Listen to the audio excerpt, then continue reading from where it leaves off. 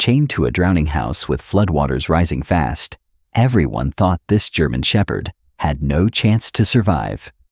But then a stranger appeared. What she did next will restore your faith in humanity. The rain hadn't stopped for 3 days. In the small riverside town of Millfield, the Blackwater River had burst its banks, swallowing streets, homes, and everything in its path. Evacuation orders blared from crackling loudspeakers. Trucks loaded with belongings splashed through the rising waters. And yet, not everyone made it out in time. At the edge of a half-submerged neighborhood, a German Shepherd named Kaiser stood chained to the porch of a crumbling house. His golden brown fur was soaked, his muscles trembling with exhaustion.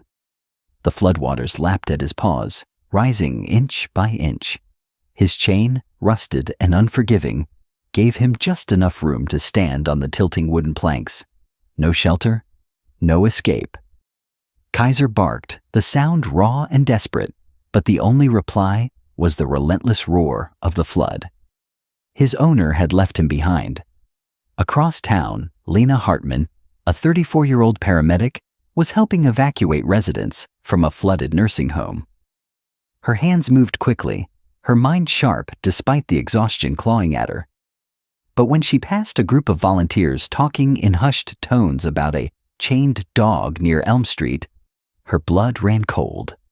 5 years ago, during Hurricane Leah, Lena had lost her own German Shepherd, Bruno, when floodwaters swept him away before rescuers could reach him. The grief had never left her. Now history was repeating itself.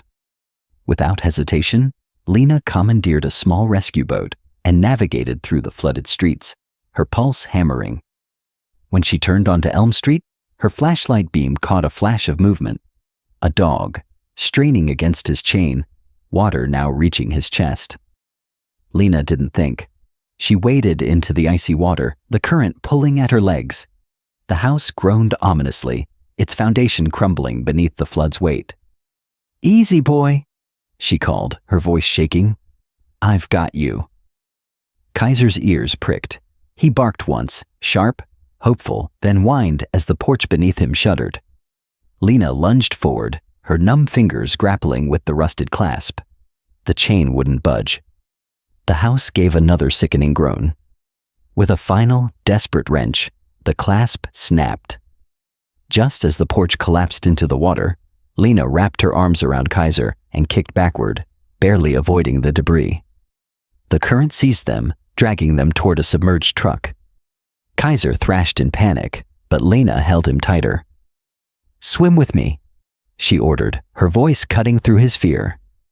Miraculously, he listened.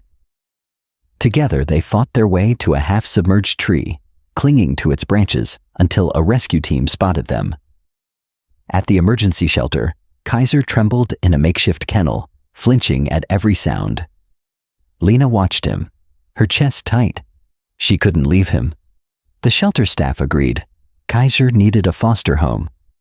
But when Lena took him to her small, dry apartment, she realized the battle wasn't over. Kaiser paced restlessly, sniffing every corner, his body tense with distrust. He refused to eat until Lena sat beside him, hand outstretched, murmuring reassurances. Slowly, he took a piece of chicken from her palm. That night, as rain pattered against the windows, Kaiser finally lay down beside her bed, his breathing steadying. 3 days later, a pounding shook Lena's front door.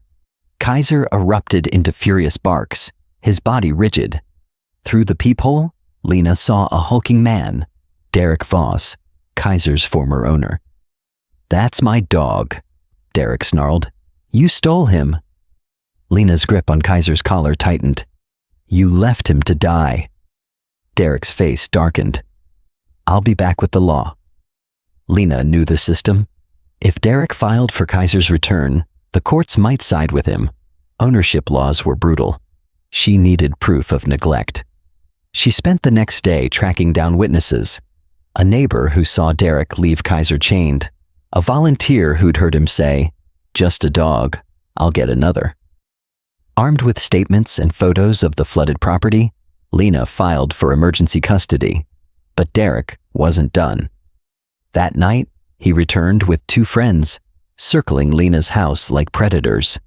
Kaiser's growls deepened, his body shielding hers. Lena dialed 911, her voice steady despite her shaking hands. Police arrived just as Derek tried to force open her back door. He was arrested on trespassing and prior animal cruelty charges. Turns out, he'd been running an illegal breeding operation. The judge ruled in Lena's favor. Kaiser was officially hers. Months later, under the warm spring sun, Kaiser was a different dog. His coat glossy, his eyes bright. He played in Lena's backyard, chasing squirrels with goofy abandon. At the town's farmer's market, people stopped to pet him. "That's the flood survivor, right?" they'd ask. Lena would smile. "Yeah, he's a fighter." Some rescues go both ways. Lena had saved Kaiser from drowning, but Kaiser had saved her too, from the grief she'd carried since losing Bruno.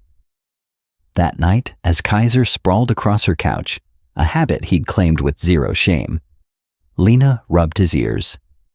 "Good boy," she whispered. His tail thumped once. They were home. If this story moved you, don't forget to like, subscribe, and share.